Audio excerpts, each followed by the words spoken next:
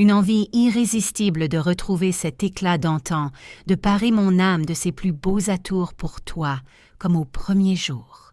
C'est dans une ambiance feutrée baignée par les lueurs crépusculaires d'une scène hantée par la nostalgie que Michel Thor, cette icône à la voix de velours qui a bercé les rêves de la France, des yéyés jusqu'au disco, a décidé de faire voler en éclats la loi du silence, du haut de ses 77 printemps avec la majesté d'une reine de la variété. À l'occasion d'une confession bouleversante accordée aux pages glacées de Gala en octobre dernier, elle a levé le voile sur 3 ombres tutélaires qui ont gravé leur marque au fer rouge dans son existence. Il y a d'abord le fantôme de Christophe, cet amour de jeunesse et père de son fils Romain, une paternité qu'il a niée avec une obstination cruelle pendant des décennies. Il y a ensuite la machinerie impitoyable du show business qui a broyé son innocence dès l'adolescence. Et enfin ces rumeurs venimeuses concernant sa complicité avec Stéphane. Ce jeune homme de 33 ans, originaire de Côte d'Ivoire qu'elle a pris sous son aile avec une tendresse purement filiale, faisant fi des mauvaises langues.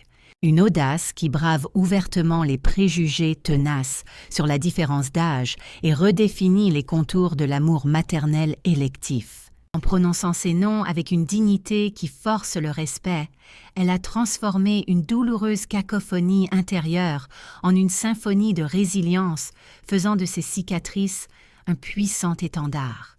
Mais comment cette Piaf blonde, adulée pour ses refrains romantiques et son allure impeccable, a-t-elle pu garder le cap au milieu de tempêtes médiatiques aussi violentes et de drames personnels si profonds? Qui sont les véritables coupables d'avoir dérobé l'insouciance de sa jeunesse, sa liberté de femme et ses aspirations à une existence paisible loin des flashs? Et quelle force mystérieuse la pousse à un âge où la retraite dorée en Provence lui tend les bras à affronter ses démons en public pour reprendre la plume de sa propre légende? Michel Thor, venu au monde sous le nom de Michel Thor, le 7 avril 1947 à Pertuis, au cœur du Vaucluse, a incarné mieux que quiconque l'âme d'une France qui renaissait de ses cendres après-guerre. Son timbre vocal d'une pureté cristalline chargée d'émotions s'est imposé comme la bande originale d'un espoir national retrouvé, propulsé au sommet par des tubes planétaires tels que « Emmène-moi danser ce soir », qui s'est arraché à plus d'1 million d'exemplaires, un chiffre vertigineux confirmé par les mémoires de la radio-nostalgie. Toutefois, le vernis de l'idole nationale dissimulait des abîmes de souffrance que le grand public ne soupçonnait pas. Une jeunesse volée par la lumière crue des projecteurs ligotés par des contrats léonins, signés dès ses 16 ans avec la maison Mercury Records, transformant la gamine du Sud en produit marketing. S'ajoutent à cela les poignards plantés dans le cœur, notamment cette trahison sentimentale dévastatrice avec le chanteur Christophe, la laissant affronter seule le défi vertigineux d'élever leur enfant illégitime.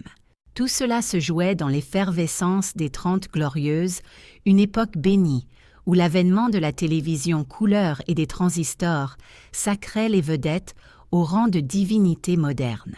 Michel était alors l'incarnation vivante du rêve hexagonal, la petite provençale, montant à la capitale pour conquérir Paris, puis l'Europe entière, via l'Eurovision, d'abord en 1966 sous les couleurs du Luxembourg, puis en 1977 pour Monaco. Mais ce décor de strass et de paillettes servait de paravent à des ouragans intérieurs, allant de la pression insoutenable des médias à des pépins de santé alarmants.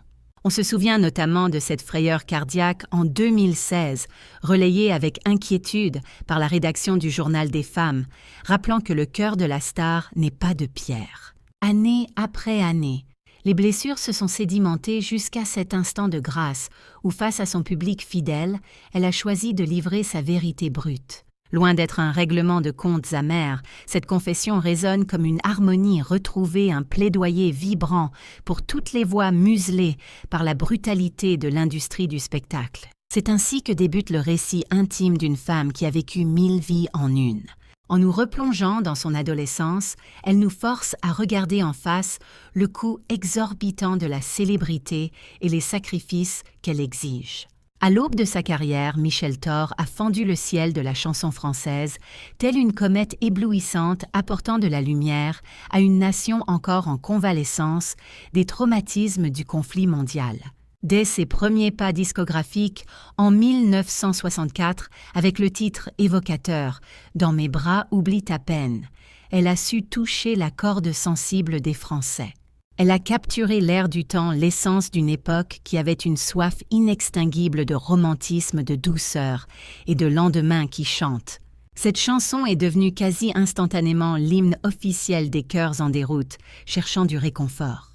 D'après les archives précieuses de Nostalgie, sa voix avec ce trémolo si particulier agissait comme un baume apaisant sur un pays encore marqué par les stigmates des années noires. Chaque note qu'elle égrenait semblait raviver la flamme d'une joie collective, unissant les générations.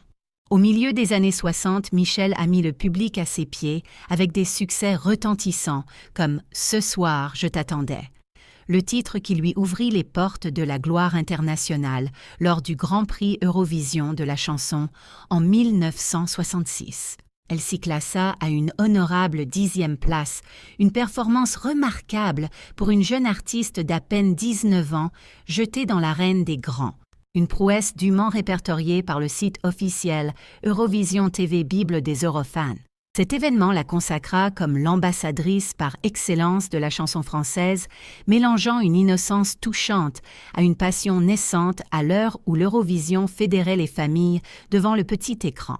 Pour le public, elle était cet ange blond descendu des ondes, la fille idéale que toute la France de la reconstruction rêvait d'avoir.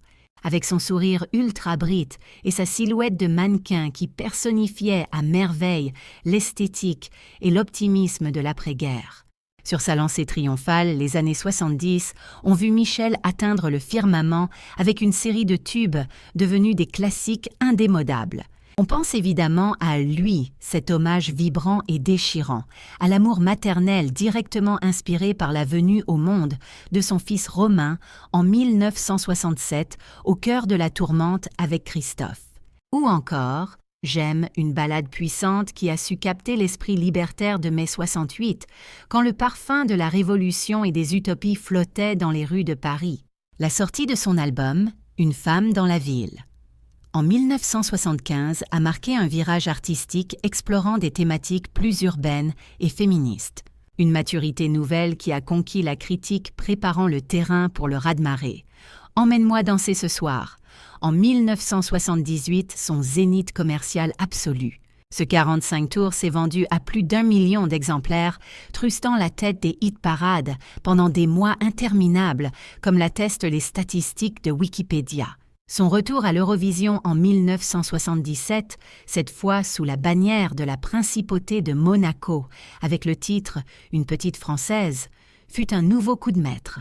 En décrochant la 4e place, elle a assis définitivement sa stature de star internationale, enchaînant par la suite des tournées triomphales à travers toute l'Europe. Son timbre de voix unique résonnait bien au-delà de l'Hexagone, séduisant les foules des plaines, enneigées du Canada jusqu'aux terres brûlantes d'Afrique, brisant toutes les barrières de la langue. Au cœur de cette époque dorée que furent les 30 Glorieuses, Michel s'est imposée bien plus que comme une simple vedette de la chanson. Elle est devenue un véritable monument, une icône sociétale. Elle était l'incarnation vivante de la ténacité à la française, offrant par ses mélodies populaires un baume au cœur d'une nation en pleine reconstruction morale et physique. Ce que le public chérissait par-dessus tout, c'était cette vérité brute, cette sincérité désarmante qui émanait de chacune de ses notes. La moindre de ses apparitions sur le petit écran ou sur les ondes se transformait en grand-messe nationale, illuminant les plateaux mythiques de Discorama ou de Top A par son charme naturel, cette simplicité solaire venue tout droit de sa Provence natale. Néanmoins, l'envers du décor était bien moins reluisant, et derrière les paillettes de cette gloire fulgurante, les premiers signes d'une pression insoutenable commençaient à fissurer l'armure. C'était un paradoxe cruel, l'euphorie pure de la scène se heurtait violemment à l'angoisse d'un agenda tyrannique, réglé comme du papier à musique. Elle enchaînait les sessions d'enregistrement interminables, sacrifiant ses nuits, voyant le rêve d'une existence banale s'évaporer peu à peu comme une illusion perdue. Avec une discographie colossale affichant 22 albums et un répertoire riche de plus de 465 titres recensés sur son site, Michelle s'est hissée au rang d'idole intouchable. Telle une muse moderne, elle poussait des milliers de jeunes femmes à croire en leurs étoiles, tout en maintenant une façade de perfection glacée qui dissimulait mal les fêlures internes.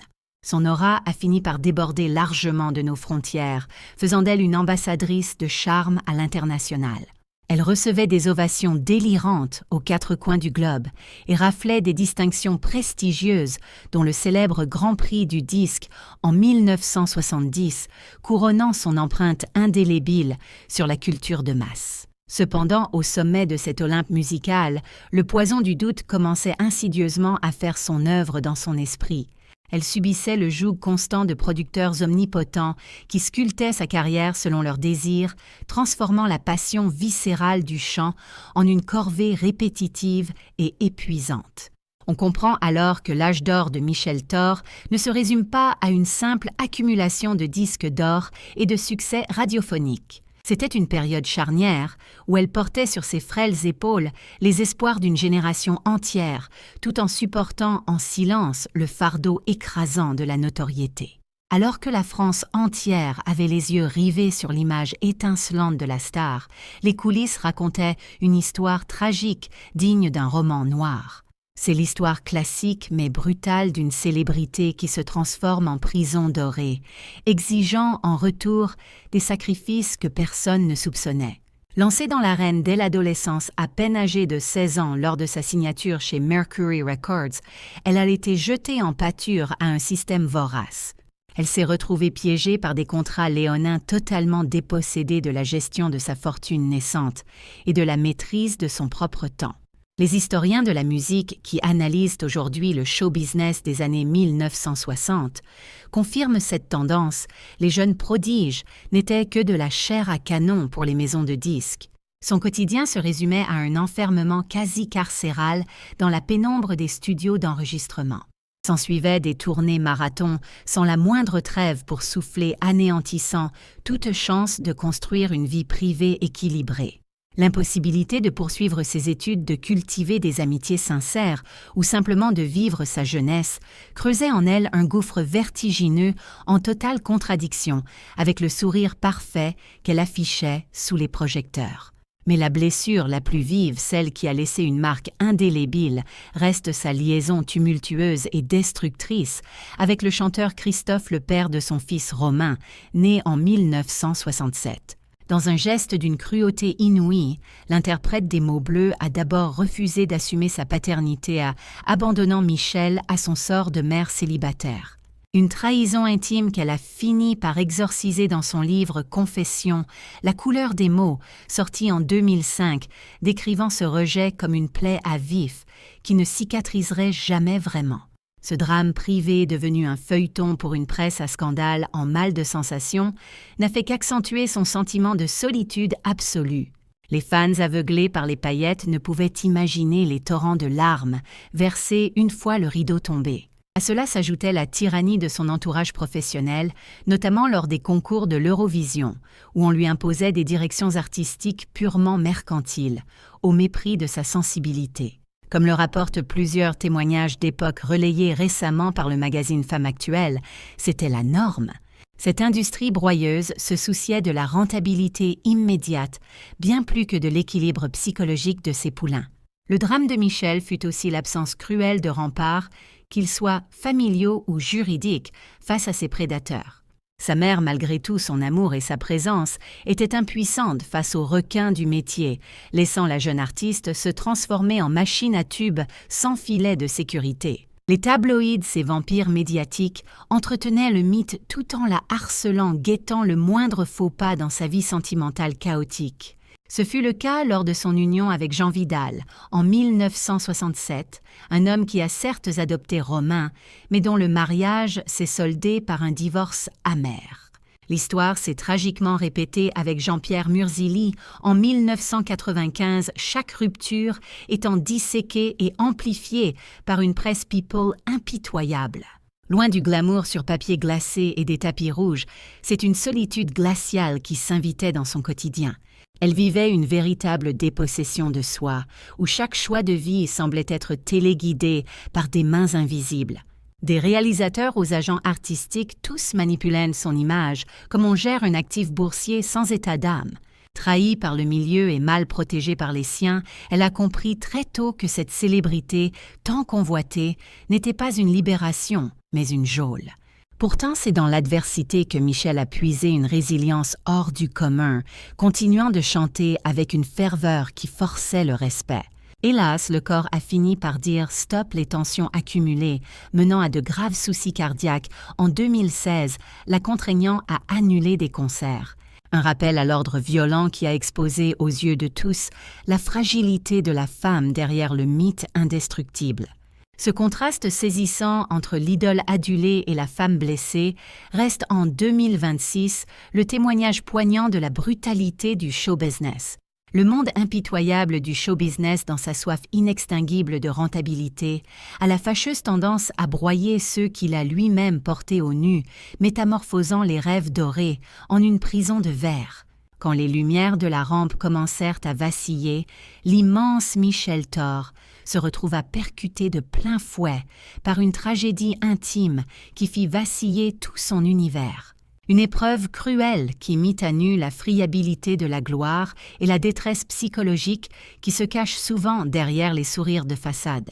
En ce mois de janvier 2026, comme l'ont souligné nos confrères de Public Point Fair, le destin a de nouveau frappé à la porte de la star.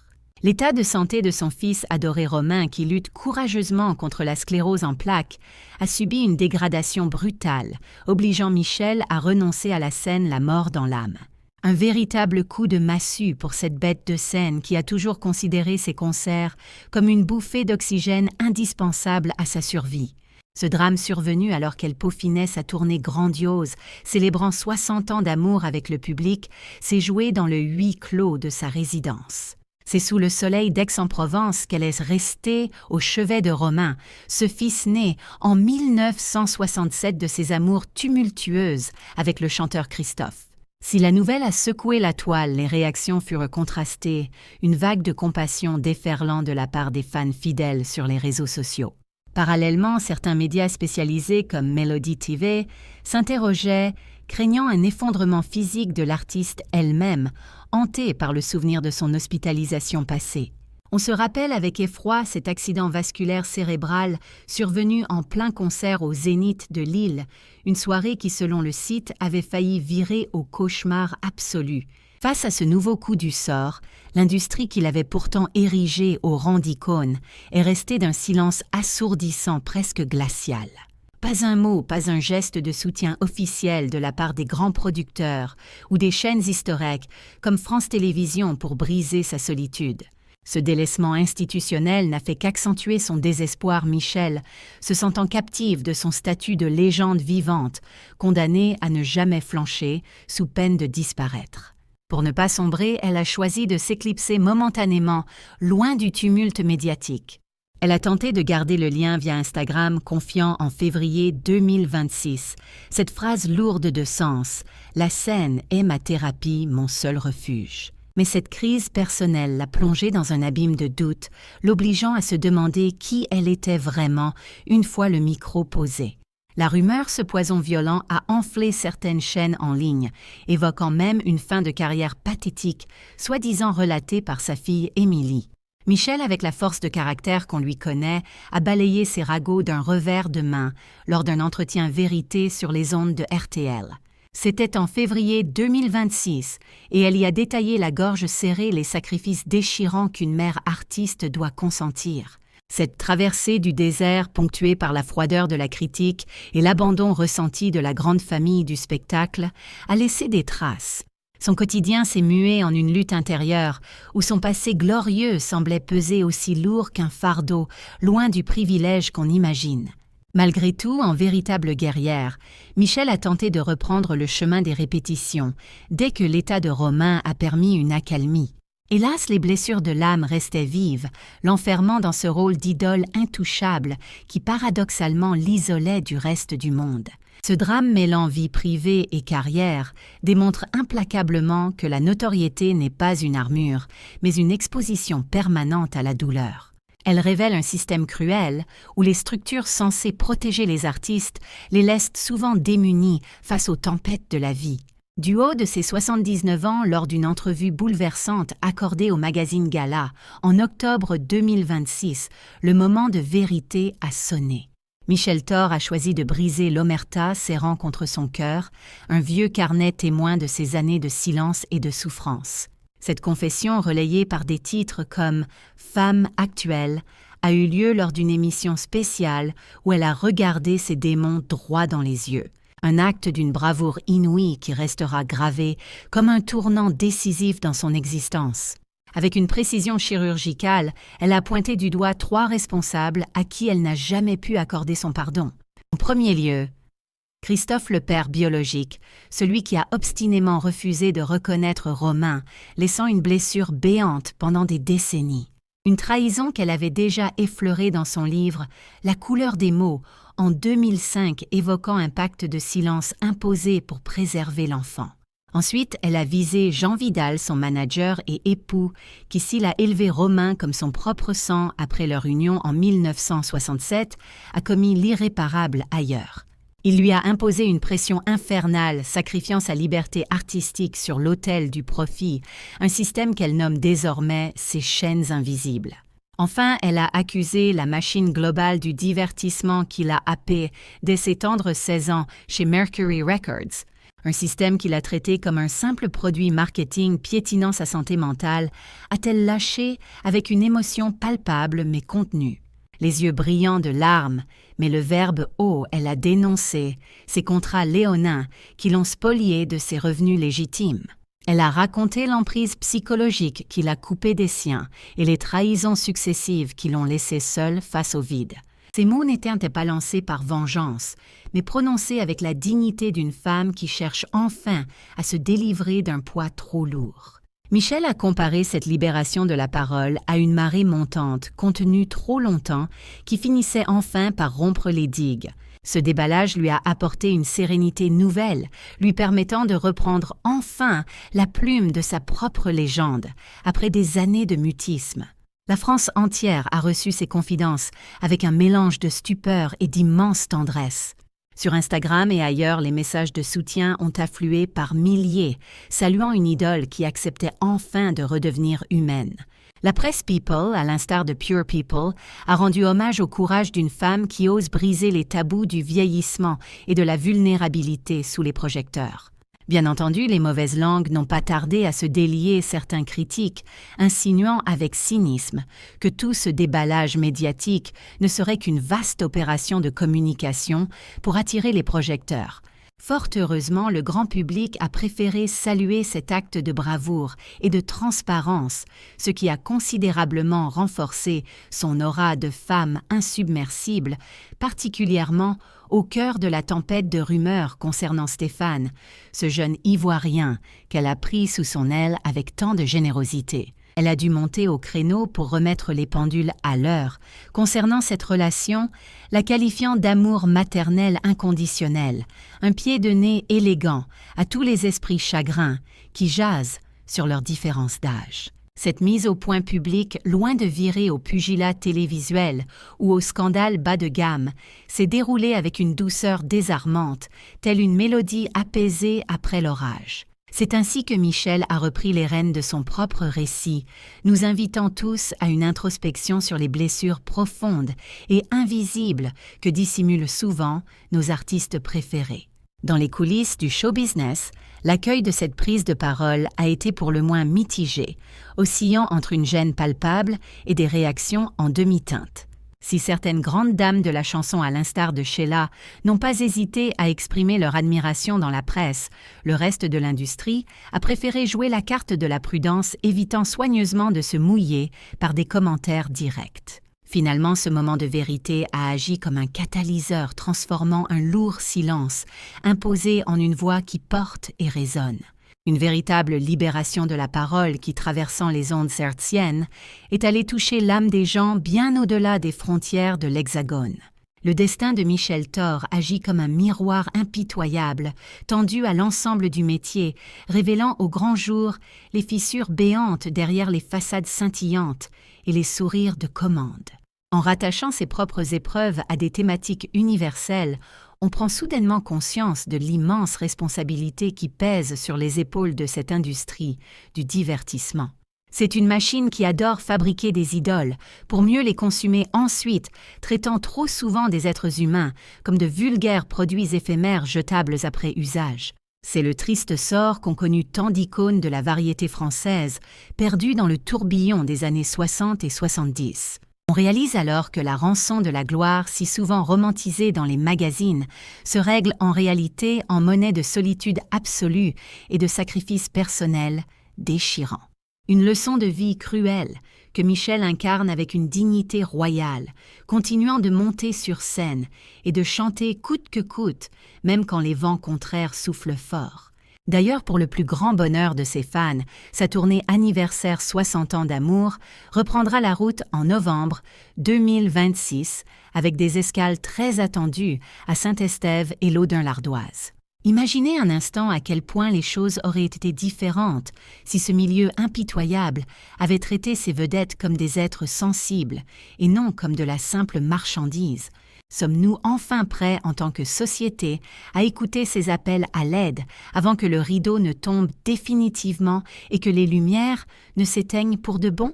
Quel visage aurait le monde du spectacle si nous reconnaissions enfin à ces acteurs le droit fondamental d'être entendus et compris sans avoir à subir un jugement hâtif et cruel? L'histoire bouleversante de Michel est le porte-étendard de celle de nombreux artistes oubliés des enfants stars aux jeunes prodiges que le système a broyés sans remords. On pense à toutes ces figures emblématiques des 30 Glorieuses qui ont payé le prix fort leur ascension vers les sommets, souvent dépourvues du moindre filet de sécurité émotionnelle. Il est grand temps de faire appel à notre empathie collective en prêtant une oreille attentive au silence brisé comme celui qu'elle vient de rompre. C'est la seule façon d'honorer véritablement non seulement les icônes sur papier glacé, mais surtout les êtres humains vulnérables qu'elles sont en réalité.